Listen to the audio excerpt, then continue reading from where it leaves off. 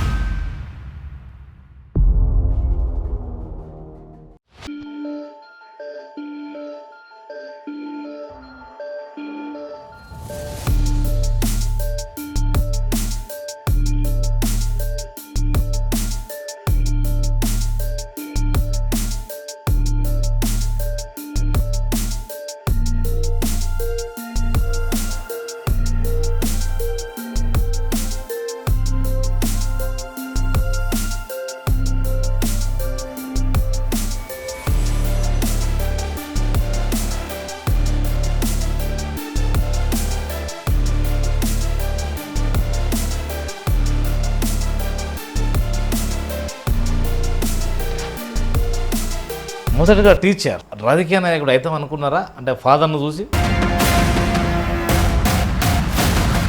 ఎందుకంటే ఆయన నిజంగా ఒక దూరదృష్టి కలిగినటువంటి నాయకుడు. అవును, 2004లో మీ డాడీ మిమ్మల్ని ఏమైనా వ్యతిరేకించిండా? లాస్ట్ వరకు తెలుగుదేశం పార్టీ. ఈ రాడికల్ స్టూడెంట్ ఆర్గనైజేషన్ మీ పాత్ర ఏంటి అసలు? భారతీయ జనతా పార్టీ మతం చెప్తున్నదాడా? రోజు రోజుకి మతతత్వం ఏమన్నా పెరుగుతుందని భావించవచ్చా? జై శ్రీరామ్ అంటే దేవుడు. బీజేపీ అనే పార్టీ రాజ్యాంగాన్ని ఎప్పుడు అమలుపరిచిందని, ఎప్పుడు గౌరవించిందనేది కూడా ఒక నానుడి ఉంది. మరి అసలు రాజ్యాంగంలో మా విధి విధానాలు ఏమిటి? నగేష్ గారు గిరిజనులకు ఏం చేశారు అంటే ఏం చెప్తారు సార్? రావాల్సిన అవసరం ఉంది. ఏడాస్తుందంటే రాదు. ఎవరో ఎక్కడో ఒక చోట స్టార్ట్ కావాలి కదా. ఆడపడుచుల ఆత్మగౌరవమే బాత్రూమ్. ఎన్నిసార్లు రాజ్యాంగ సవరణ జరిగిందండి? ఎవరు చేశారండి? ఎవరికి అనుకూలంగా చేశారు? కాంగ్రెస్ వాళ్ళు చేయలే. సార్ నమస్కారం. నమస్తే అండి. బాగున్నారా సార్? బాగున్నాం. ఇప్పటికీ మీరు సీరియస్ ఉంటారా? ఏమన్నా కాస్త నవ్వుకుంటుంటారా? సమయం సందర్భాన్ని బట్టి సీరియస్గా ఉండడం, కానీ లేకపోతే ఎక్కడైనా జాలీగా ఉండడం, అంతే. ఎక్కువ శాతం సీరియస్ ఉంటాయి కదా సార్ అంతా? అంటే సీరియస్గా ఉన్న చోట సీరియస్గా ఉండడం, జాలీగా ఉన్న చోట జాలీగా ఉండడం. సీరియస్గా ఎప్పుడు ఉండడానికి అవకాశం లేదు, ఉండదు కూడా. అలాంటప్పుడు జనాలు మనం సీరియస్గా ఉంటే వాళ్ళు జనాలు మన దగ్గర రారు. అది వాస్తవం.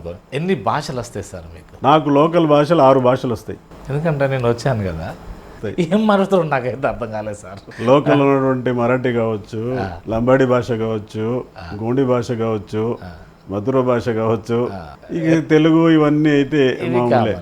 ఎట్లా సాధ్యమైంది అనుకోవచ్చు ఇది? అంటే సరే మాకు సరౌండింగ్లో వాళ్ళు అంతా ఉండడం, సరే మా భాష అయితే ఉంది సరే, మేము నేర్చుకున్నది తెలుగు, సరౌండింగ్లో ఉండడం, వాళ్ళతోటి ఎప్పటికప్పుడు వాళ్ళతోటి కన్వర్జేషన్ చేసుకోవడం, వాళ్ళతో కలిసి ఉండే సందర్భాలలో ఇవన్నీ మనకు సాధ్యమైనవి. మొదటగా టీచర్ రాజకీయ నాయకుడు అయితే అనుకున్నారా? అంటే ఫాదర్ను చూసి డెఫినెట్, ఎందుకంటే ఫాదరు ఒక 2 టర్మ్స్ ఉన్నారు కాబట్టి ఆ రోజు ఉన్నటువంటి పరిస్థితుల్లో నందమూరి తారక రామారావు గారి యొక్క పిలుపు మేరకు, చంద్రబాబు నాయుడు గారి యొక్క ఆశీస్సుల మేరకి, నాన్నగారి యొక్క ప్రోత్సాహం మేరకి ఆ రోజు నేను టీచర్ ఉద్యోగాన్ని రాజీనామా చేసి 1994లో నేను రాజకీయాల్లో రావడం జరిగింది. అంటే ఎందుకు టీచర్ మంచి పోస్ట్ కదా, అంటే రాజకీయ పవర్ మాత్రమే పురోగతి సాధించగలదనే అప్పుడు ఏమన్నా ఆలోచించారా అని అంటున్నాను. అంటే టీచర్ మంచి పోస్టే కాదంటే, నా నాన్న కూడా దాదాపుగా 30 సంవత్సరాలు టీచర్ ఉద్యోగం చేశాడు, నేను కూడా 5 సంవత్సరాలు టీచర్గా ఉన్నాను. సరే, అప్పుడు నేను ఇందాక చెప్పినట్టు అప్పుడున్న పరిస్థితుల్లో, ఎందుకంటే ఇంకా ఎక్కువగా మనము ప్రజలతో సత్సంబంధాలు ఉండడానికి ఆస్కారం ఉంటుంది అని చెప్పేసి మాత్రము రావడం జరిగింది. యొక్క స్కోప్ ఉంటుంది ఇక్కడ, ప్రజలతో సత్సంబంధాలు వేసుకోవడం కానీ లేకపోతే ఇతర కార్యక్రమాలు చేసుకోవడానికి స్కోప్ ఉంటుందనే ఉద్దేశంతో తర్వాత ఇంకా వారసత్వంగా కూడా రావడానికి ఒక అవకాశం అయితే ఉంది. వచ్చింది. అవును, 2004లో మీ డాడీ మిమ్మల్ని ఏమైనా వ్యతిరేకించిండా? డాడీ ఎప్పుడు వ్యతిరేకించలే. మరి ఎందుకు ఈ ప్రాపగండ ఎలా వచ్చింది? మొన్న జూన్ 7th నాడు చంద్రబాబు నాయుడు స్టేట్మెంట్ చూసి ఉంటారు. ఎందుకంటే ఆ రోజు ఉన్నటువంటి పరిస్థితుల్లో, ఎందుకంటే ఇక్కడ లోకల్గా ఉన్నటువంటి క్యాడర్ అంతా కూడా నన్ను కావాలని చెప్పడం, తర్వాత ఎన్టీఆర్ గారు లేకపోతే చంద్రబాబు నాయుడు గారు అందరూ కూడా కలిసికట్టుగానే, నాన్నగారు అందరం కలిసికట్టుగానే ఆ రోజు, ఎందుకంటే నా రాజకీయ ప్రస్థానంలో జరిగింది. టీడీపీ ఉండే కదా? ఎస్, టీడీపీలో రామారావు గారిని చూశారు, చంద్రబాబు గారిని చూశారు, రాజశేఖర్ని చూశారు, ఇంతమంది ముఖ్యమంత్రిని చూశారు, ఎంపీగా కూడా చూశారు, అంటే మోడీ గారిని రెండు దఫాలు చూశారు. ఇక్కడ ముఖ్యమంత్రి విషయానికి వస్తే ఎవరు ఎక్కువ శాతం ప్రజలకు మేలు చేసే లేదా ప్రజల పట్ల ఎక్కువ అవగాహన ఉన్న వ్యక్తులని మీరు భావిస్తున్నారు? అంటే ఒక్కొక్క ముఖ్యమంత్రి ఒక్కొక్క వాళ్ళ ఫంక్షనింగ్ ఒక్కొక్క టైప్ ఉంది. ఎన్టీ రామారావు ఏమో ఎందుకంటే ప్రజా సంక్షేమము, ప్రజల యొక్క దాన్ని నాడి తెలుసుకొని చేసినటువంటి కార్యక్రమాలు. దాంతోపాటుగా నేను వారి క్యాబినెట్లో కూడా మంత్రి ఉన్నాను, నందమూరి తారక రామారావు క్యాబినెట్లో ఉన్నాను. ఇది ఒక మరపురాని ఘటన అనుకోవచ్చా? తప్పకుండా. చిన్న వయసులో క్యాబినెట్లోనే అందరికంటే నేను చిన్న వయసు మంత్రిని. తర్వాత చంద్రబాబు నాయుడు క్యాబినెట్లో కూడా నేను మంత్రిగా పనిచేశాను. ఎందుకంటే ఆయన నిజంగా ఒక దూరదృష్టి కలిగినటువంటి నాయకుడు, విజన్ కలిగినటువంటి నాయకుడు. అంటే వెల్ఫేర్ కావచ్చు లేకపోతే డెవలప్మెంట్ కావచ్చు, రెండు కూడా సైమల్టేనియస్గా వెళ్ళాలి అని చెప్పేసి ఆలోచించే వ్యక్తి. ఒక వెల్ఫేరే కాదు, డెవలప్మెంట్ కూడా చాలా అవసరం. తర్వాత ప్రపంచం ఎటువైపు వెళ్తా ఉన్నది, మనం కూడా ఆ వైపు వెళ్ళాలని చెప్పేసి దాన్ని పసిగట్టి ముందే ఒక ప్రణాళికలు తయారు చేసుకున్నటువంటి విజన్ ఉన్నటువంటి నాయకుడు చంద్రబాబు నాయుడు గారు. ఎందుకంటే ఎప్పుడో మేము 96లో విజన్ 2020 డాక్యుమెంట్ని తయారు చేసుకోవడం జరిగింది. మనం ఈ రోజు మాట్లాడుతున్నాం 2047 అని చెప్పేసి. 29 ఇయర్స్ బ్యాకే ఆ రోజు విజన్ డాక్యుమెంట్ చేసుకుని ఏ రంగాలలో ఏ డిపార్ట్మెంట్స్లో ఏ విధంగా, అగ్రికల్చర్ ఏ విధంగా ఉండాలి, ఇరిగేషన్ ఏ విధంగా ఉండాలి, మన ఇన్ఫ్రాస్ట్రక్చర్ ఏ విధంగా ఉండాలి, మన ఫ్యూచర్లో వచ్చే, ఎందుకంటే అప్పటికే 96-97కి ఐటీ అనేది స్టార్ట్ అయింది కాబట్టి దాన్ని ఏ విధంగా ప్రోత్సహించాలి అనేది ఆ రోజులోనే పసిగట్టి ఒక ప్రణాళిక తయారు చేసుకుని ఆ రోజు ముందుకు వెళ్ళడం జరిగింది. ఆ విధంగా ఆయన చేసుకోవడం జరిగింది. సరే, తర్వాత వచ్చినటువంటి రాజశేఖర రెడ్డి గారు వచ్చారు. రాజశేఖర రెడ్డి అప్పుడు మీరు విఫలమయ్యారు. అయినా నేను 3rd టర్మ్లో రాజశేఖర రెడ్డి గారు ఒక 2009లో వచ్చిన తర్వాత రాజశేఖర రెడ్డి గారితో కూడా, ఎందుకంటే ఆయన ఆ పొజిషన్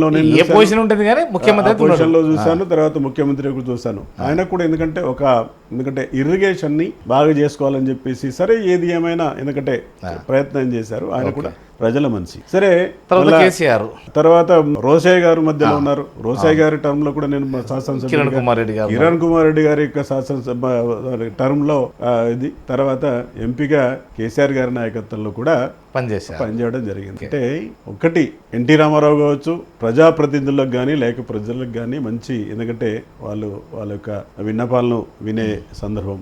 ఈవెన్ చంద్రబాబు నాయుడు కూడా కనీసం చంద్రబాబు నాయుడు దైవ దర్శనమైనా ఇస్తాడని చెప్పేసి, ఎందుకంటే నేను ఇందాక చెప్పినట్టుగా ప్రతి ఒక్క ముఖ్యమంత్రి వారి స్టైల్లో వారి యొక్క అడ్మినిస్ట్రేషన్ చేస్తారు అందరూ కూడా, ఎందుకంటే రాష్ట్ర బాగు కోసం చేస్తారు తప్ప సరే కొన్ని ఆరోపణలన్నీ అందరూ సహజాలన్నీ ఉంటాయి.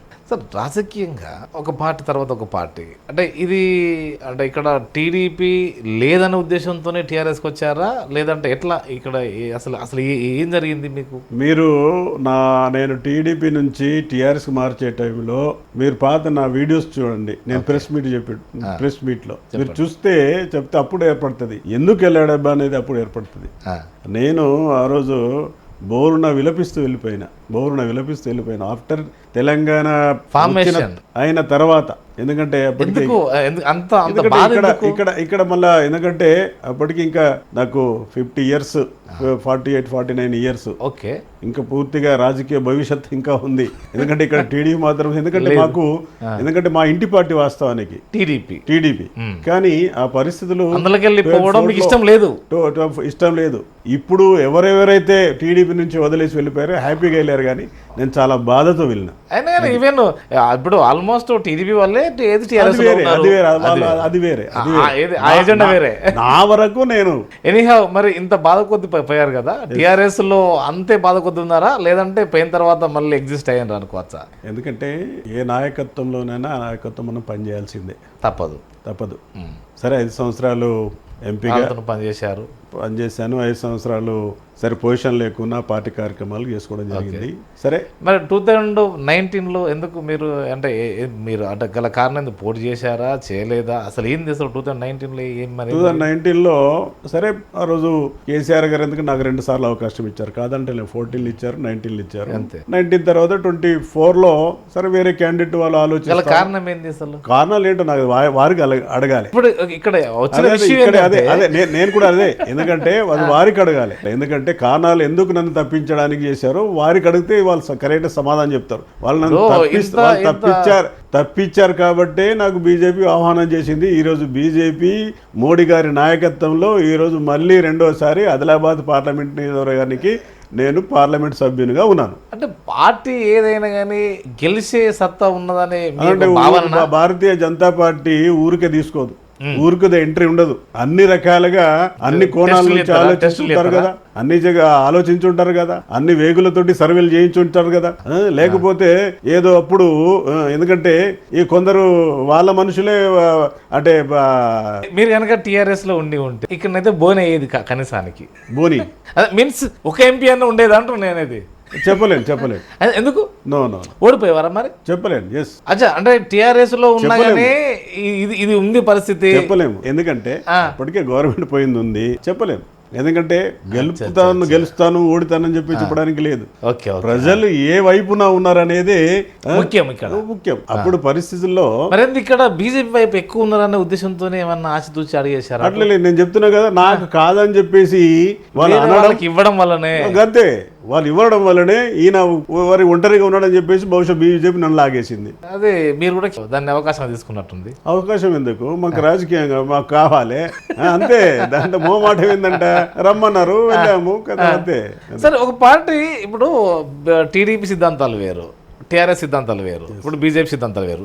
ఎట్లా ఎగ్జిస్ట్? ఏ పార్టీలో ఉన్న ఆ పార్టీ సిద్ధాంతాలకు నేను ఇమిడిపోతాను. ఎట్లా? అంటే ఆ మాత్రం మనకు ఇది లేదా? ఒకటి రైట్ వింగ్ ఉంటది, ఒకటి లెఫ్ట్ వింగ్ ఉంటది. లెఫ్ట్ ఉండదు, రైట్ ఉండదు. ఏ పార్టీకి పోతే ఆ పార్టీ భావజాలాన్ని మనం చేయవలసిందే, అంతే. అంటే మీరు స్టార్టింగ్ లోనే RSU స్టూడెంట్ గా, కాబట్టి తర్వాత డిగ్రీ వచ్చేసరికి ABP పోయినాం. తర్వాత సరే డిగ్రీలు కంప్లీట్ అయిన తర్వాత మళ్ళీ తెలుగుదేశం పోయినాం. లాస్ట్ వరకు తెలుగుదేశం పార్టీ. సరే, ఇప్పుడు ఆర్ఎస్యూ వచ్చింది కాబట్టి ఈ రాడికల్ స్టూడెంట్ ఆర్గనైజేషన్ మీ పాత్ర ఏంటి అసలు? మాది జస్ట్ వాటికి పాటలు పాడడం, బండి వెనుక బండి కట్టి 16 సింగరా? సీనియర్ ఏం లేదు, ఏదో కోరస్ అయితే. ఎందుకంటే హాస్టల్లో ఉండే, ఎందుకంటే వాళ్ళు ఎప్పుడు అప్పటికే నిషేధం లేదు, పాడలేదు. మాకు తెలియదు కూడా అది ఆర్ఎస్ గీరేస్ తెలియనా తెలియదు.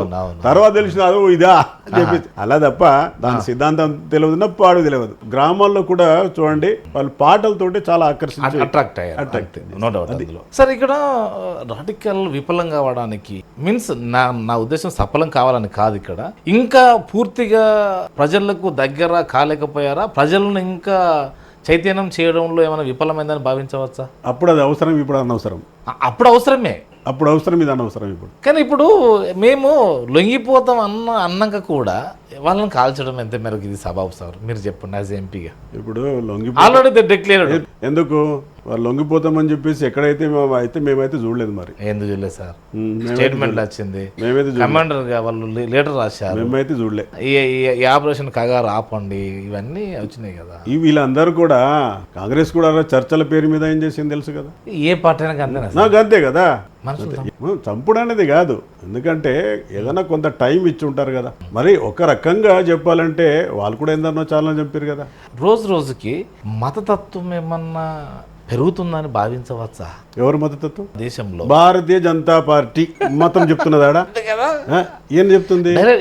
హిందుస్థాన్ అని చెప్తున్నదా? జై శ్రీరామ్ అని. జై శ్రీరామ్ మా దేవుడు అని ఎవరు జై శ్రీరామ్ అంటే దేవుడు. ఇప్పుడు ఎంఐఎం ఉంది, ఏముంది దాంట్లో? ఏఐఎంఐఎం ఫుల్ ఫామ్ ఏంది?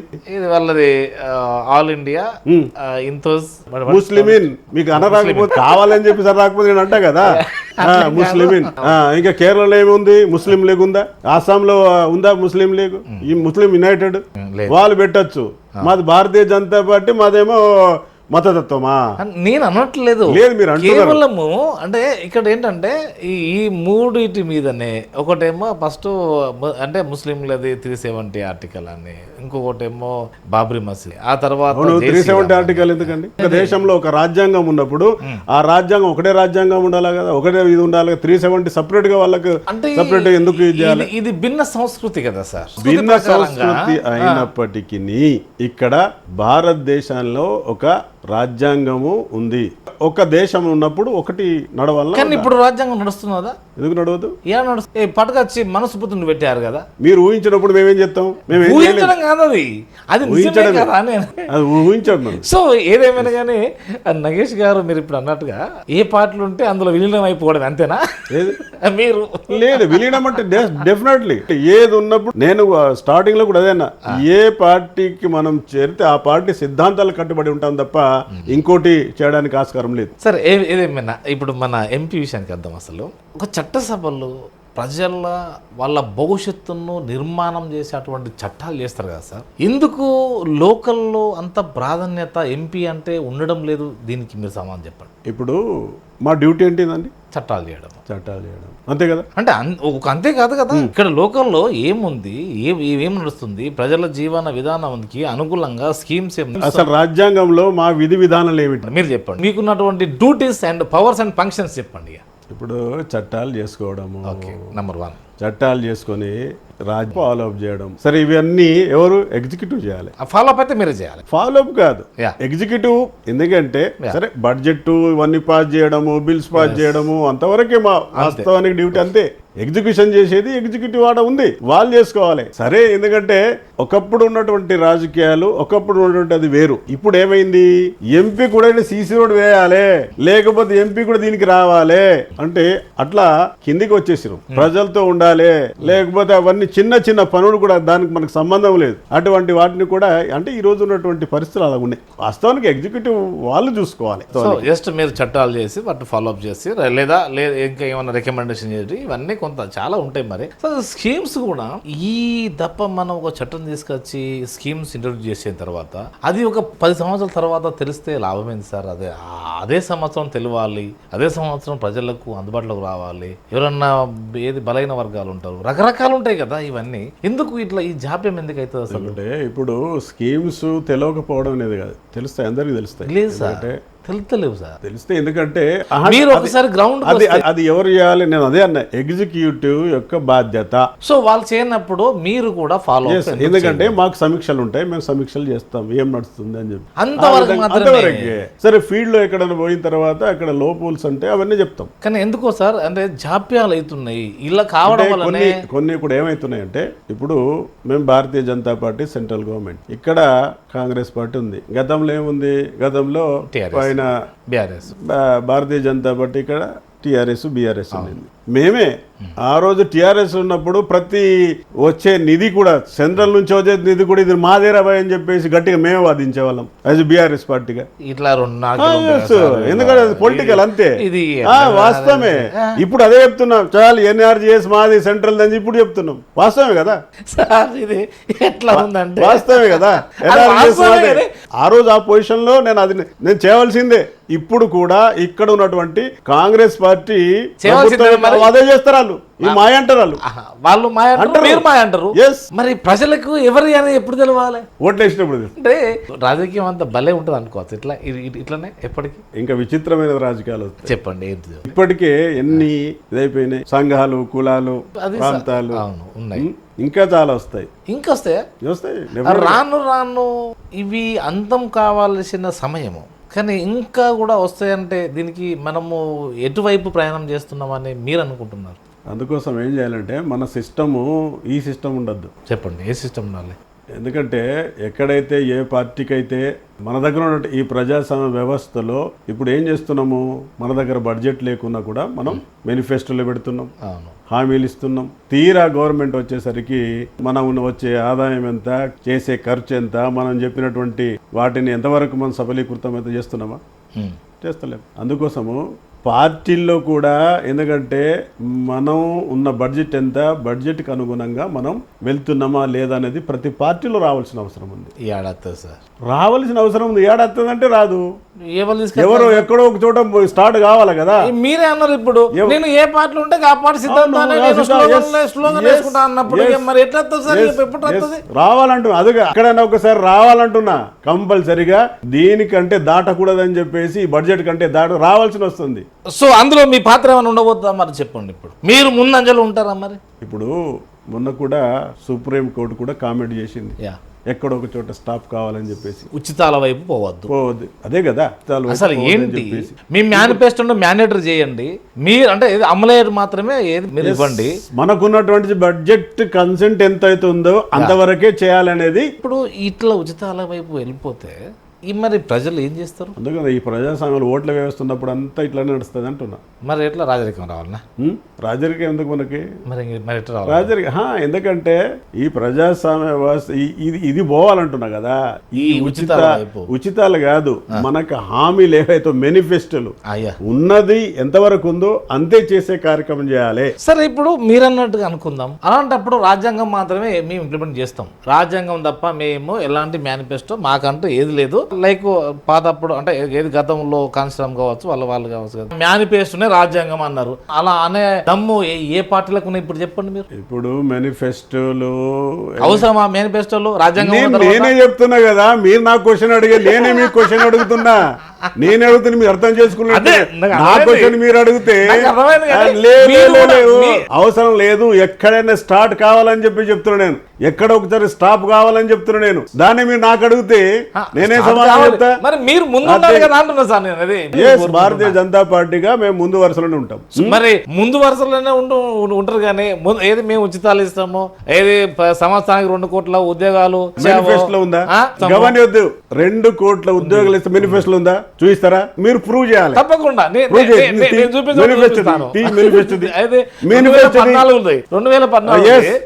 అది మేనిఫెస్టోది. సరే, ఇప్పుడు ఇది మీరు ఎట్లా చూస్తుండే, నేను తప్పకుండా 2014 మేనిఫెస్టో చూసి సార్ చూపిస్తాను. అంటే అది ఆల్రెడీ ఉంది సార్, అది మేనిఫెస్టో అయితే ఉంది. అప్పుడు మీరు పార్టీలో లేరు కావచ్చు, కానీ ఆల్ మేనిఫెస్టోలు ఉన్నాయి మా దగ్గర, ప్రతి పార్టీది, ఈవెన్ సిపిఐది. అందుకే నేను అంటున్నా, ఇవి ఎక్కడో ఒక చోట ఆగాలి అనేది. ఇది నేనేదో నాది అని చెప్పి చెప్తలేను నేను. ప్రతి పార్టీది, ప్రతి వ్యక్తిది, ప్రజాస్వామ్యది, ప్రతి ఎడ్యుకేటెడ్ది కూడా అది ఆ ఆలోచన రావాలంటున్నాను నేను. ఈ దేశంలో 70 అంటే 80 సంవత్సరాలు అవుతుంది. మరి ఇంకెప్పుడు అభివృద్ధి అవుతుంది సార్? ఎప్పటికీ అభివృద్ధి చెందిన దేశం అంటున్నాం. అంటే ఇప్పుడు కొన్ని పాలసీస్ వల్ల ఇప్పుడు అదే మళ్ళీ ఇవే పాలసీ పాలసీస్ వల్ల డెవలప్మెంట్ అంటే ఇప్పుడు ఒకప్పుడు 85, 86లో ఏమన్నాడు రాజీవ్ గాంధీ, మై यहाँ से 1 रुपया भेजो तो 15 पैसे गांव को जा रहा అన్నాడు. నేను రూపాయి ఇస్తే 15 పైసలు మాత్రమే కిందికి పోతున్నాయి. అంటారు. ఎవరు దీని కారకులు? దీంట్లో అందరూ ఆల్ నాయకులు మాత్రమే, ఎగ్జిక్యూటివ్ మాత్రమే, ఎస్ ఇన్క్లూడింగ్ ప్రెస్ ఆల్సో. లేవనెత్తలేకపోవచ్చు మీరు అనేది, అంతే కదా, అంటే ఎదురివ్వలేకపోతే సార్ ఎన్కౌంటర్ పత్రిక చాలా చాలా ఉంటారు, అందరు భాగస్వాములే చంపేస్తుంది కదా. బీజేపీలో కూడా మొన్నటికి మొన్న ఏది ఒక ఆమెను చంపేశారు కదా. పత్రికలో మేము అంటే మీ మీన్స్ సరే నేనంటే ఏదో ఓన్లీ ఇంటర్వ్యూ దారినే నేను అందరికీ పరిచయం అవుతున్నాను. న్యూస్ను తీసుకొచ్చి ప్రజెంట్ చేస్తే చంపేసిన సందర్భాలు లేవా? అంటే ఏ వ్యవస్థలో కూడా మంచోళ్ళు ఉన్నారు, చెడ్డలు ఉన్నారు. ఓకే, మీరు చెప్పేది బహుశా ఆయన 100% మంచి వ్యక్తే కావచ్చు. నాట్ ఓన్లీ అదే ప్రతి వ్యవస్థలో పొలిటీషియన్ లో కూడా అందరు నో డౌట్ అందరు దొంగల కాదు ఆ మాట. మరి ఎగ్జిక్యూటివ్ అందరు దొంగల లేదు, ప్రెస్ లో అందరు దొంగల కాదు, కొందరు ఉంటారు, లంగలు ఉంటారు, దొంగలు ఉంటారు. వ్యవస్థ ఇది అంతే. ఇమిడిపోవడం కాదు, మరి ఇంకేం చేయాలి? రాజీ పడాలి. అమరులైన వాళ్ళు ఎంతో మంది ఉన్నారు, వాళ్ళ కాజ్ తోటి వాళ్ళు ఇదే నేనది. సో ఆ కాజు వాళ్ళు లొంగక అమరులైన వాళ్ళు చాలా మంది ఉన్నారు. వాళ్ళనన్నా మనము పోనీ ఎగ్జాంపుల్ తీసుకొని మనం ముందుకు పోతున్నామంట, అది కూడా లేదు కదా దీంట్లో. అది ఏ రంగం వల్ల సరే, మీరన్నా మా ప్రెస్ రంగం వల్ల కావచ్చు, మీరన్నా మీ రాజకీయ రంగం వల్ల కావచ్చు, అంటే ఒక ఆదర్శవంతమైన వాళ్ళని తీసుకొని ఎస్ మనం ఈ పద్ధతిలో ఉన్నాము. ఒక ఇది మనం ఇప్పుడు మీరన్నా స్టార్టింగ్ లో ఉన్నా ఇంకా చెడిపోతుంది అని చెప్పేసి గందుకేనా నేను పైసలు ఉన్నదే రాజ్యమా? డెఫినెట్ అదే అవుతుంది. అందుకేనా కేసీఆర్ దాదాపు ఇప్పుడు మంచిగా వాళ్ళ వ్యవహారం వాళ్ళకి మాల దుకాణం మన కిందగా. సో అందుకేనా బీజేపీ కూడా ఏది మొత్తం కూడబెట్టుకుంటుంది, అంతే కదా. అందరూ మా పార్టీకి ఇంత మీరు డిక్లేర్ చేస్తుండ్రు, మేము చేస్తున్నాం. ఈ ఇండివిజువల్ గా ఏ పార్టీ ఆ పార్టీ డిక్లేర్ చేసింది కదా. సుప్రీంకోర్టే ఇచ్చింది. సుప్రీంకోర్టే మీరు ఎలక్టరల్ బాండ్ ద్వారా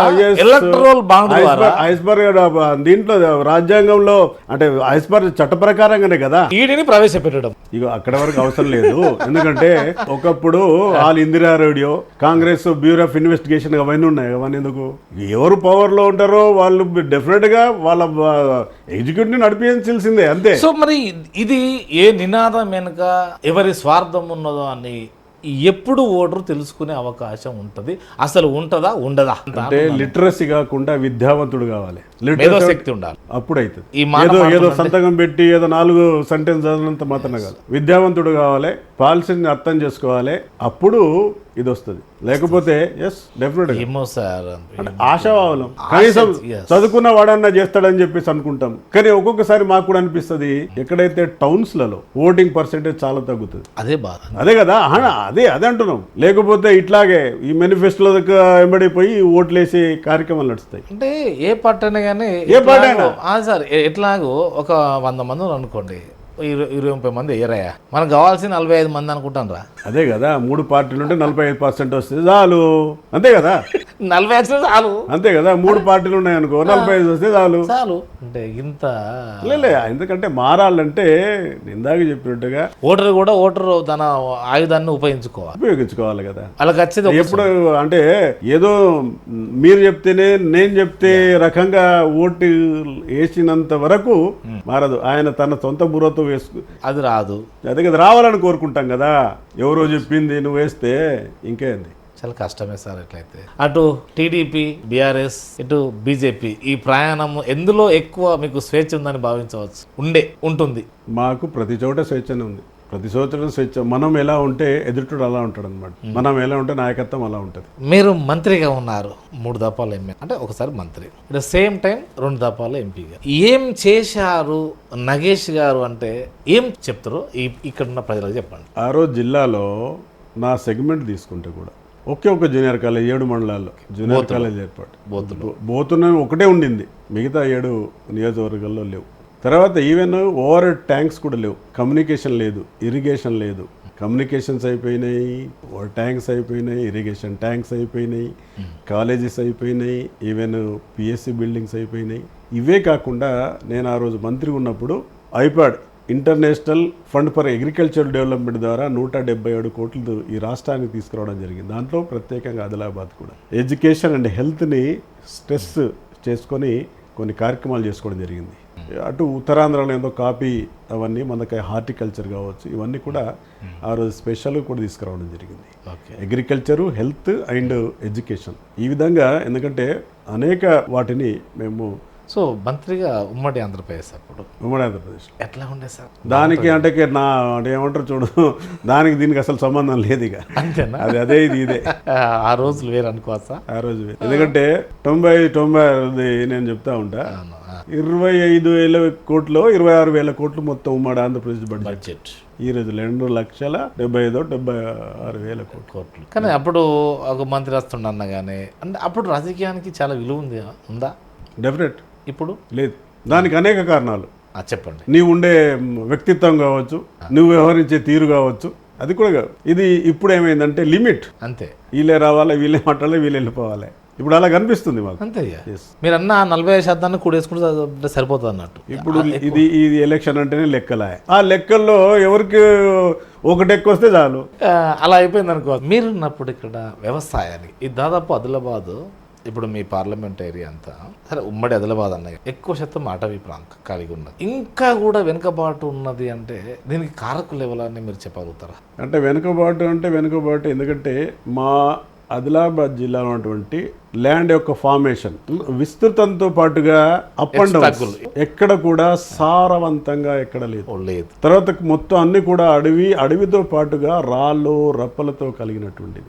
ఎక్కడ మనం డ్యామ్ కట్టినా ఉన్న అంటే ల్యాండ్స్ పోవడం, దానికి కరెక్ట్గా ఇప్పటికి స్టిల్ ఈ రోజు వరకు కూడా ఎప్పుడో 70లో కావచ్చు, లేకపోతే తర్వాత కావచ్చు. సరే, మేము తెలుగుదేశంలో వచ్చినప్పుడు 85, 86, 87 లేకపోతే 98, 2000 వరకు కూడా చేసినటువంటి irrigation tanks, minor irrigation tanks major అయితే లేవు మైనర్ ఇరిగేషన్లో. ఇప్పటికి కూడా ఎందుకంటే కాలువలు ఉంటాయి, అన్నీ ఉంటాయి, కానీ ఎందుకంటే ల్యాండ్ లెవెలింగ్ లేకపోవడం వల్ల కొంత చాలా ఇబ్బంది పడతా ఉంది. అందుకోసము ఇప్పుడు కూడా అందుకోసం నేను అప్పుడు ప్రాజెక్టులు ఏం లేవు ఇక్కడ ఏరియాలో, పెద్దగా లేవు. ఇప్పుడు ఎందుకంటే ప్రాజెక్ట్ ఉన్నా కూడా అది అక్కడ వరకు అది ఆ ప్రాంతంలో కొంత ఉంది. SRSP వస్తుంది, కడెం ప్రాజెక్ట్ ఉంది, దానివల్ల కొంత సారవంతం. ఇక్కడ మన ఖానాపూర్ సరస్వతి కెనాల్ తోటి అది ఫీడింగ్ దాంతో. తర్వాత అక్కడ కొన్ని అప్పుడు కూడా అంటే స్వతంత్రం రాకముందు కూడా ఆ ప్రాంతంలో చెరువుల యొక్క నిర్మాణం జరిగింది. గొలుసు కట్టు చెరువులు, నిమ్మలరాజు అని చెప్పి అవి ఇప్పటికీ అవి పెన్నులుగా ఉంటా ఉన్నాయి. కానీ ఇక్కడ ఇప్పుడు కాటన్, ఎందుకంటే ఇదొక 5-10 years నుంచి అయితే బాగా కాటనే కాదు ఈల్డింగ్ వస్తున్నది. కాటన్ కావచ్చు, మేజ్ కావచ్చు, లేకపోతే జొన్న కావచ్చు. ఎందుకంటే గ్రౌండ్ వాటర్ ఇప్పుడు చాలా పెరిగిపోయింది. ఎక్కడ కూడా మీరు ఎప్పుడు కూడా మే వరకు కూడా ప్రతి ప్రాంతంలో పచ్చగా కనబడతా ఉన్నాయి. సరే, కొంత ఏరియా ఉంది ఇప్పటికీ, ఇంకా ఉంది. నగేష్ గారు గిరిజనులకు ఏం చేశారు అంటే ఏం చెప్తారు సార్? నేను ఇందాకనే చెప్పిన, ఎందుకంటే ఒక స్టేట్ ఫండ్సే కాకుండా సెంట్రల్కి ఉన్నటువంటి గిరిజనుల అభివృద్ధి సెంట్రల్ స్పాన్సర్ స్కీమ్స్ ఆ రోజు నేను మంత్రిగా ఉన్నప్పుడు, తర్వాత నెదర్లాండ్స్ గవర్నమెంట్ నుంచి కూడా తీసుకొచ్చేసి ఇరిగేషన్, ఎడ్యుకేషన్, హార్టికల్చర్, హెల్త్కి వాటికి ప్రాధాన్యత ఇవ్వడం జరిగింది. సరే, తర్వాత ఇప్పుడు కూడా ఎందుకంటే నేను మొన్న ఒక ప్రెస్ మీట్ పెట్టి కేంద్ర ప్రభుత్వం దాదాపుగా 5-6 నెలల నుంచి ఇటు మన ఆర్టికల్ 275 కావచ్చు, జనమన్ నిధులు కావచ్చు, పీవీటీజీకి సంబంధించినటువంటి ఇల్లు, లేకపోతే అగ్రికల్చర్కి సంబంధించినటువంటి వాటిని కేంద్ర ప్రభుత్వం 5-6 నెలల నుంచి రిలీజ్ చేసినా కూడా ఇక్కడ రిలీజ్ కావడం లేదు. ఇంప్లిమెంట్ కాదు, ఇంప్లిమెంట్ అవుతున్నాయి, వేరే దానికి కూడా చెప్పడానికి లేదు. ఇక మేము అంతవరకు ఎందుకంటే ఇక్కడ వచ్చినాయి డిపార్ట్మెంట్కు, ట్రైబల్ వెల్ఫేర్ డిపార్ట్మెంట్కు ఇవ్వడం లేదు. పరిస్థితి అంటే ఆర్థిక పరిస్థితి మాది బాగలేదని చెప్పేసి రాష్ట్ర ప్రభుత్వంగా మేము చెప్తున్నాం కదా, మేమే మాట్లాడుతున్నాం కదా. అంటే ఇక్కడ రాష్ట్ర ప్రభుత్వం ఏమంటే మేము కాదు. నన్ను ఘోషణ నాకు డబ్బులు లేవయా, మీరు ఇష్టం వచ్చిన పని చేసుకోరి, సంఘం వాళ్ళు జర ఆగురు అన్నట్టుగా. అంటే కేంద్ర ప్రభుత్వం పథకాలు చాలా ఉంటాయి, వాటిని కింది దాకా తీసుకెళ్లడము ఇది రాష్ట్ర ప్రభుత్వం వంతు. అంటే ఇక్కడ ఏంది 40-60 లేకపోతే 30-70 ఈ రకంగా కొన్ని 40-60 ఉన్నాయి, కొన్ని 100% ఉంటున్నాయి. నేను చెప్పిన జనమన్ కావచ్చు లేకపోతే ఇవన్నీ కావచ్చు 100%. మరి ఇంకేంటి? అదే కదా నువ్వు నీ దగ్గర పెట్టుకున్నావు కదా, నాకు ఈమని అడుగుతున్నా కదా నేను. సెంట్రల్ ఫండే ఇవ్వట్లేదని వాళ్ళు. నేను మరి నిన్న మొన్న ప్రెస్ మీట్ మీద ఎవరు దాని మీద స్పందించలేదు. మరి నేను టోకన్ నంబర్స్తో సహా రిలీజ్ డేట్తో సహా చెప్పిన ఫలానా డేట్ నాడు ఇన్ని ఈ హెడ్ కింద ఇన్ని వచ్చినాయి, ఫలానా రోజు ఈ హెడ్ కింద ఇన్ని వచ్చినాయి. మరి చెప్పండి. ఈ రోజు ఒక ఆఫీసర్ ఫోన్ చేసి నాకు అడుగుతామని అనమాట, సార్ మీరు మొన్న ప్రెస్ మీట్ పెడితే మాకు రేపు ఎల్లుండి మాకు డబ్బులు వస్తున్నాయి సార్ రిలీజ్ చేస్తున్నట్టు. ఎక్కడో కూడా కదిలిస్తే తప్ప మీ పైన వాళ్ళు, వాళ్ళ పైన మీరు అంతే కదా. ఇక ఇక్కడ 2 జాతీయ పార్టీలు, ఇక్కడ వాళ్ళ అధికారంలో ఉన్న, అక్కడ మేము అధికారంలో ఉన్నాం. కదిలించకపోతే ఎలా? Struggle for existence. ఇప్పుడు డబుల్ ఇంజన్ సిస్టమ్ ఇది అసలు అదేమన్నా పాసిబుల్ అవుతుందా? ఎట్లయితే సార్ ఈ రోజు పట్టాలు వేసినాం, ఢిల్లీ పోవడానికి టైం పడుతుంది, వచ్చింది దగ్గర వచ్చింది అనుకున్నారా? బీజేపీ 2 సీట్ల నుంచి అనుకున్నారా? తెలంగాణలో 8 సీట్లు ఉన్నారు. వాస్తవానికి ఎవరు ఎక్స్పెక్ట్ చేయలేదు. ఈవెన్ కాంగ్రెస్ సత్తాను కూడా ఎవరు ఎక్స్పెక్ట్ చేయొచ్చు. అదే ఒకప్పుడు 2 సీట్లే కదా దేశంలో, మరి 300 పారు అయిపోయినాయి. ఈసారి 400. అవును, ఆశలు పెట్టుకోవడము, టార్గెట్ పెట్టుకోవడంలో తప్పు లేదు కదా. అంటే అంత సులువునా మార్చడానికి? 400 అంటే 400 రాని ఎవరైనా రాజ్యాంగాన్ని మారుస్తారా? ఓకే, మాదిలో మీరంటున్నారు. ఇప్పుడే కాదు, బీజేపీ అనే పార్టీ రాజ్యాంగాన్ని ఎప్పుడు అమలు పరిచిందని, ఎప్పుడు గౌరవించిందనేది కూడా ఒక నానుడి ఉంది. మరి నా క్వశ్చన్ కాదు ఇది, నా వ్యక్తిగతంగా కూడా కాదు, ఇది ప్రజలదు సూటిగా అడిగే అవకాశాలు కూడా. ఎవరు మరి కాంగ్రెస్ దాన్ని చేసిందా? అంత కొంత ఇంప్లిమెంట్ చేస్తుంది. అరే అంతో కొంత మేమెందుకు చేయలేదు? ఏనా ఇప్పుడు రాజ్యాంగంని ఎవరు వాళ్ళకి అనుకూలంగా మార్చుకున్నారు తెలియదా? ఇందిరాగాంధీ ఏం చేసింది తెలియదా?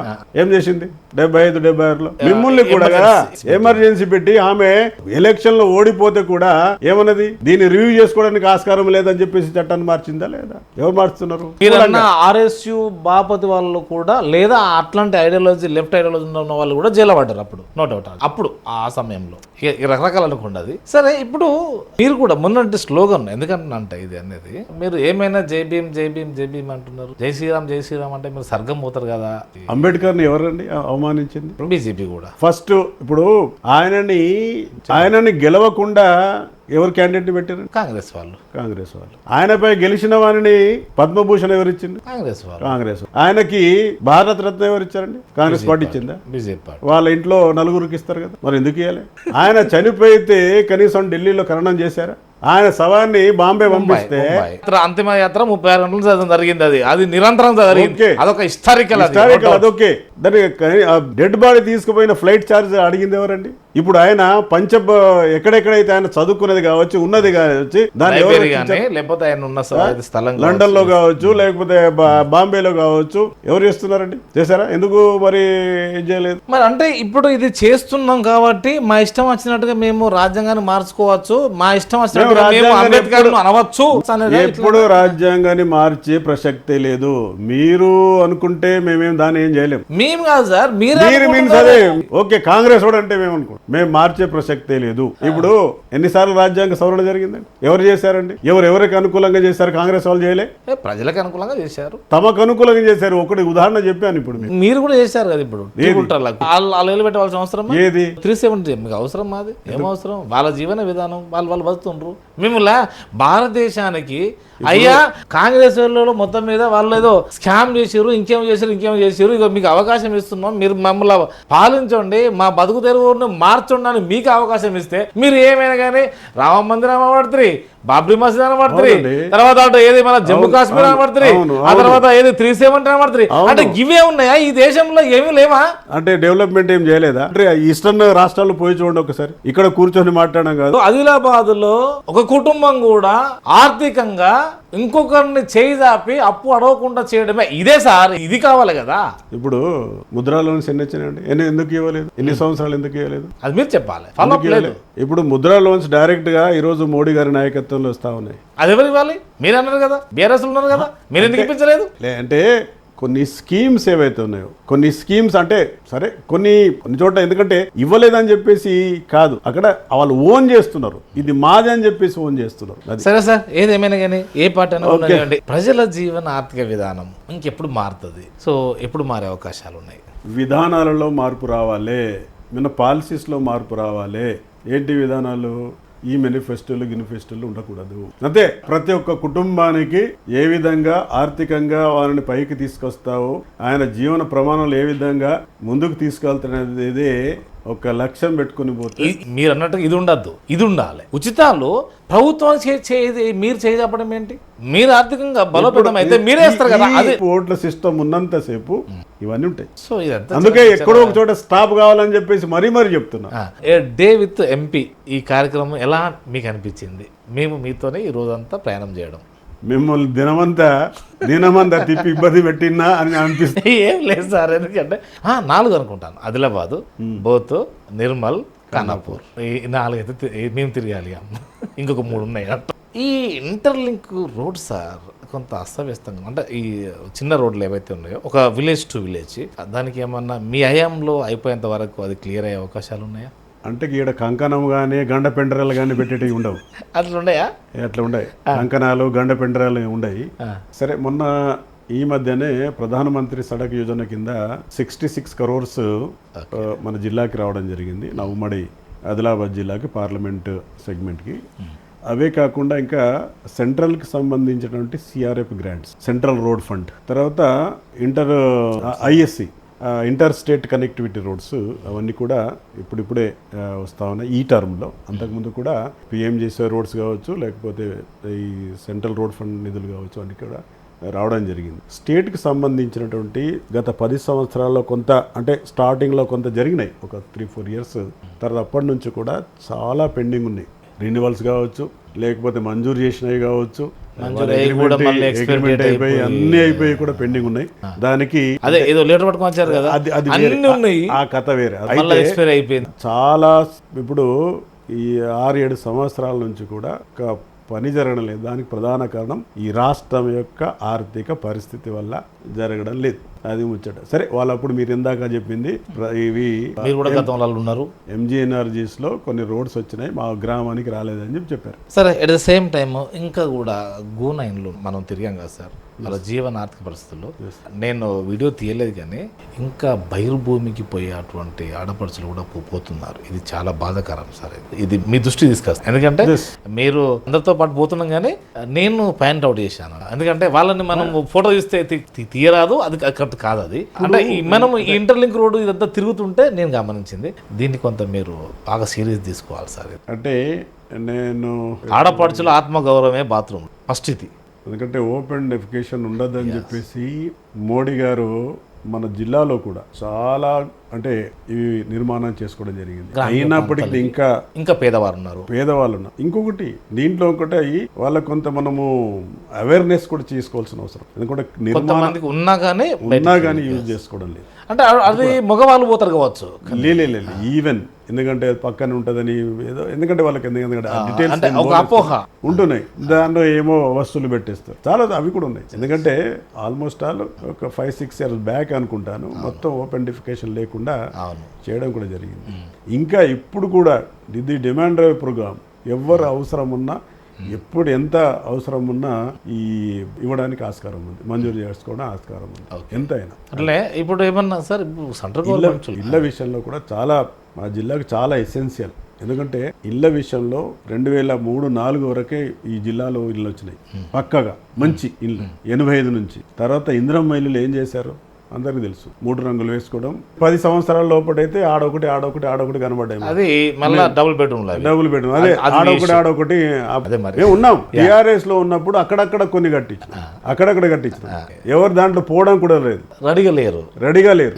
కొన్ని నియోజకవర్గాల్లో అయితే ఒక 10, అంటే ఒక 100-200 కూడా అప్పుడు నిర్మాణం చేసిందో లేదో, నిర్మాణం చేసి ఉన్నాయి, గృహప్రవేశం లేదు, ఏం లేదు, వాళ్ళకి ఇవ్వలేదు. ఇప్పుడు లబ్ధాలను అవుట్ రైట్ గా వాళ్ళను ఎంపిక చేయలేదు, ఏం లేదు. ఇంకా అట్లా కూడా పెండింగ్ ఉంది. అవి ఇంకా డిలబరేట్ కండిషన్ లో పోతాయి. ఇప్పుడు ఏం చేశారు, ఇప్పుడు ఒక మోడల్ కాలనీ అని చెప్పేసి ఒక విలేజ్ టేకప్ చేసుకుని ఎలిజిబుల్ వాళ్ళకి అక్కడ వాళ్ళందరికీ ఒక సరే 100 ఉంటే అందులో 60-70 ఉంటే ఇచ్చేశారు.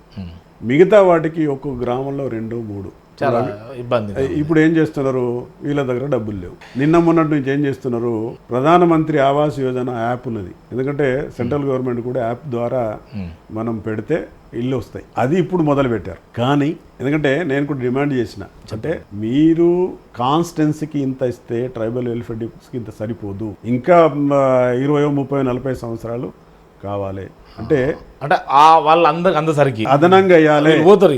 ఆ రోజు తెలుగుదేశం గవర్నమెంట్లోనే మేము ఉమ్మడి ఆంధ్రప్రదేశ్లోనే ట్రైబల్ కాన్స్టిట్యున్సీస్కి అదనంగా ఇచ్చామని చెప్పేసి మాకు కుమరం భీము ఆసిఫాబాద్ జిల్లాలకు వర్ధంతి రోజే చెప్పండి. సరే వాళ్ళు కూడా పాజిటివ్గానే ఆలోచించేసి వాళ్ళు కొంత ఎక్కువ ఇచ్చారు. ఇంకా చాలా అవసరం, దాంతో కూడా పూర్తిగా అవుతుందని చెప్పేసి ఇప్పుడు పని దొరుకుతా ఉంది. ఏదో రకంగా ఆయనకు ఉపాధి వస్తూ ఉంది. ఎనర్జీ చేస్తాడు, లేక వ్యవసాయం చేస్తాడు, ఏమైనా చేస్తాడు. కానీ ఈరోజు ఇల్లు కట్టే పరిస్థితి ముఖ్యంగా ఎస్టీలకు ఎస్సీలకు లేదు. చాలా నీడ్ ఉన్నది. నేను ఎక్కడ నేను డినై చేస్తలేను, చాలా అవసరం ఇటు. ఎందుకంటే రాష్ట్రం సెంట్రల్ రెండు కూడా దాన్ని చేయవలసిన అవసరం ఎక్కువ చేసి దాన్ని పర్మనెంట్ గా చేయవలసిన అవసరం అయితే ఉంది. ఎన్ఆర్ఈజీఎస్ అని మహాత్మా గాంధీ ఎన్ఆర్ఈజీఎస్ అని అదే ఉపాధి హామీ, ఇది అవసరమా? మీరు స్టేట్గా చెప్పండి ఈ పాయింట్. అంటే ఎక్కడైతే నీడ్ ఉందో ఉపాధి హామీ పథకంలోనే క్రిమేటోరియస్ కట్టారు, శ్మశాన వాటికలు. అది సమాజానికి కట్టారు, సమాజానికి అది అవసరమే కదా. ఓకే, దాన్ని మెయింటైన్ చేసుకోవాలి. అంటే సరే ఆ రోజు టీఆర్ఎస్ గవర్నమెంట్ కావచ్చు, కావచ్చు, అది మంచి స్కీమే కదా. ఓకే అని అంటే సార్, ఉపాధి హామీ ఎందుకంటే మరి ఇది చాలా అవసరము, ఇది చర్చించవలసిన అవసరం కూడా. ప్రభుత్వమే కూలి చేయించడం ఏంది ప్రజలతోని? అంటే కూలి చేయడం కాదు, నేను బలవంతంగా తీసుకొచ్చి కూలి చేస్తాడు. ఒకప్పుడైతే దీన్ని పూర్తిగా ఉచితంగా ఇస్తామని చెప్పేసినటువంటి ఆలోచన కేంద్ర ప్రభుత్వం ఉంది. ఆ రోజు చంద్రబాబు నాయుడు గారు ఇలా ఇవ్వకూడదు, పథకం తీసుకొద్దాం. ఎందుకు అదే అసెట్ క్రియేట్ చేయాలా అని చెప్పేసి ఆ విధంగా మొదలైంది జన్మభూమి కార్యక్రమం. సరే ఏదైనా ఒక పని అయితే చేయాలా, ఏదో నేను బియ్యం ఇచ్చేసి నువ్వు తినుకుంటా ఉండు అని చెప్పేసి కాదు, అట్లా కాదని చెప్పేసి ఆ రోజు అక్కడ స్టార్ట్ అయింది. ఇది ఇంకా ఎన్ఆర్ఈజీఎస్ వరకు అంటే దాన్ని ఏమన్నా వ్యవసాయానిక లేదా ఇంకో వ్యవసాయానికి అనుసంధానం చేయాలని చెప్పేసి, అంతేగాని కూలి మాత్రం వద్దని మా కూలి మాత్రం. ఎందుకంటే ఎవరైతే అవసరం ఉందో నువ్వు జాబ్ కార్డు తీసుకొని నీకు ఎప్పుడైతే అవసరం ఉందో అప్పుడే నువ్వు పని చేయి. కానీ నువ్వు రా అని చెప్పేసి చేయడానికి లేదు. నాకు అవసరం ఈ రోజుకు నాకు లేదు అన్నప్పుడు నువ్వు కూలికి పోతున్నాడు. రైట్. ఇక ఇక్కడ మనము ఈ రోజు వెళ్తూ మ్యారేజెస్ కూడా చూసాం కదా. ఇక్కడ ట్రెడిషన్ అంతా చాలా భిన్నంగా ఉంది. ఇక్కడ ఇంకా ఇట్లా ఉంటుంది, ఇంకా భిన్నంగా ఉంటుంది. అంటే మా దగ్గర అనేకమైన సంస్కృతులు, సాంప్రదాయాలు, మా అబ్బాయిని ఫస్ట్ ఏమన్నా అంటే వీడియో తీయక అక్కర్లేదు అని చెప్పాను. ఆ తర్వాత ఏం చెప్పాను, అడిగిపోయిన తర్వాత వాళ్ళ వాతావరణం చూసి తీపమ్మని చెప్పాను. ఎవరెవరి సాంప్రదాయాలు, ఎవరి అలవాట్లు, భిన్నమైన సంస్కృతి, భిన్నమైన వేషము, భిన్నమైన భాషలు అన్ని ఉన్నాయి ఇక్కడ. జస్ట్ ఈ ప్రాంతంలో మాత్రం ఎక్కువ. ఇది ఈ రోజు మనం చూసిందంతా దాదాపు మరాఠీ. ఈ రోజు ఎక్కువ చూసింది మొత్తం మరాఠీ, ఒకటి లంబాడి, ఒకటి మథుర. 2 మథురాలు చూసాము. ఇక్కడ ఏది బ్రాహ్మణుడు లేని అయ్యగారు తత్వం లోకల్ వాళ్ళ. అంటే నేను అనేది ఎందుకంటే అంటే వీళ్ళ కల్చర్లో ప్రతిదీ కూడా అంటే రకరకాలు. ఇప్పుడు చాలా మంది ఏమంటారు అంటే ఎక్కడన్నా కానీ మనము అక్షంతలు వేసేటప్పుడు అది కింద పడద్దు, లేకపోతే ఇక్కడ పడద్దు, అక్కడ పడద్దు అంటారు. అట్లా కాదు. ఇప్పుడు ఎంతమంది ఉన్నారో అంతమందికి ఒక దాన్ని ఏమంటారు చాలా భిన్నంగా ఉంది ఇది. అంటే ఎప్పటికీ ఇట్లా ఉంటుంది. చివరిగా ఈ ఆదిలాబాద్ పార్లమెంట్ నియోజకవర్గానికి ఇంకా ఏమేమి అవసరాలని అంటే మీరు గ్రహించారు? నేను యాజ్ ఏ పార్లమెంట్ సభ్యునిగా సెంట్రల్ నుంచి, కేంద్ర ప్రభుత్వం నుంచి రావాల్సినటువంటి 2-3 ఇష్యూస్ ఉన్నాయి ఈ 7 నియోజకవర్గాలకు. అంటే ఉమ్మడి 7 నియోజకవర్గాలంటే ఉమ్మడి ఒక్కొక్క నియోజకవర్గం అని కాకుండా ఇన్ టోటో ఆదిలాబాద్ పార్లమెంట్. ఇక్కడ మాకు ఈ మధ్యనే కొంత క్లియరెన్స్, ఎందుకంటే ఎయిర్ ఫోర్స్ తర్వాత ఇక్కడ 350 కిలోమీటర్లు ఇన్ ప్రిన్సిపల్ గా మొన్న ఈ మధ్యనే లాస్ట్ మంత్ అగ్రీ కావడం జరిగింది రాజ్నాథ్ సింగ్ గారు, అదే మాదిరిగా డిఫెన్స్ మినిస్టర్ అండ్ పౌర విమాన శాఖ మంత్రి. తర్వాత మాకు రైల్వే కూడా నేరుగా రాజధానికి లేదు, ఇటు ఢిల్లీకి లేదు, ఇటు హైదరాబాద్ కూడా లేదు. మేమేదో మహారాష్ట్ర నుంచి తీసుకుపోవాలి. మాకు ఆర్మూర్ టు ఆదిలాబాద్ అది కూడా ప్రియారిటీ కింద పెట్టుకోవడం జరిగింది. తర్వాత ఆదిలాబాద్ అంటే NH-44 టు ఆసిఫాబాద్ నుంచి కావాల్సిన వరకు నేషనల్ హైవేస్ అంటే ఈ మేజర్గా రైల్వే తర్వాత రోడ్ ఎయిర్పోర్ట్ అంటే వాళ్ళు కలిసి చేస్తున్నారు. అది సరే, ఇక మిగతా అవన్నీ ల్యాండ్ ఉందా ఇక్కడ ఎయిర్పోర్ట్? ఆల్రెడీగా ఎయిర్ డిఫెన్స్ వాళ్ళది ఆల్రెడీగా ఎయిర్ స్ట్రిప్ అంటే ఇంతకు ముందు అంటే ఎప్పుడో వాళ్ళు ఎప్పుడో చేశారు. ఎయిర్ స్ట్రిప్ ఉంది, ఎయిర్ ఫీల్డ్ ఉంది ఆల్రెడీగా. నా టార్గెట్ అవన్నీ చేసి మీ టర్మ్ అయిపోయేంత వరకు ఇవి పూర్తిగా సాధిస్తారని మీకు ఆ నమ్మకం? ప్రగాఢమైనటువంటి విశ్వాసం ఉన్నది. ప్రజలకు హామీ ఇస్తున్నారా? ఇంతకు ముందే చెప్పుకోవడం జరిగింది, ఎందుకంటే అదే ప్రయత్నంలో నేనున్నాను. నాకు విశ్వాసం నమ్మకం ఉంది, ఎందుకంటే భారతీయ జనతా పార్టీ మోడీ గారు తప్పకుండా అవి. మీ దృష్టిలో ఎన్టీ రామారావు గారు, సూపర్ మ్యాన్, చంద్రబాబు గారు, పరిపాలనా దక్షకుడు వైఎస్ రాజశేఖర రెడ్డి, ఆయన కూడా ఎందుకంటే ప్రజల మనిషే, రోషయ్య గారు, ఆయన పూర్తిగా ఆర్థికంని తన గుప్పెట్లో పెట్టుకున్న వ్యక్తి, కిరణ్ కుమార్ రెడ్డి గారు, ఆయన ఒక మంచి క్రికెటర్, కేసీఆర్ గారు, మంచి ఆరేటర్, కేటీ రామారావు గారు, మంచి ఆరేటర్, హరీష్ రావు గారు, మంచి ప్రజల నాయకుడు, కవిత, ఏమీ లేదు, సోనియా గాంధీ గారు, ఏదో గాంధీ కుటుంబం కాబట్టి ఏదో నమస్కారం పెడుతున్నారు అంతే, రాహుల్ గాంధీ గారు, పప్పు, మోడీ గారు, సమ్మోహన శక్తి, అమిత్ షా, విజన్ ఉన్న నాయకుడు. గోడం నగేష్ గారి పైన ఒక సినిమా కనుక తీయాలనుకో ఏం పేరు పెట్టాలి? సినిమాలు అవసరం లేదండి, ప్రజా జీవితంలో మేము హ్యాపీగా ఉన్నాం. గోడం నగేష్ గారి గురించి ఒక మాటలో చెప్పాలంటే నాకు నేను చెప్పలేను. మీ ఈ 7 నియోజకవర్గాలకు అంటే మీ పార్లమెంటు పరిధిలో ఉన్న ప్రజలకు మీరు ఇచ్చే అటువంటి భరోసా ఈరోజు మోడీ గారి నాయకత్వంలో, ఎందుకంటే కేంద్రం నుంచి ఏ సంక్షేమ పథకాలు కావచ్చు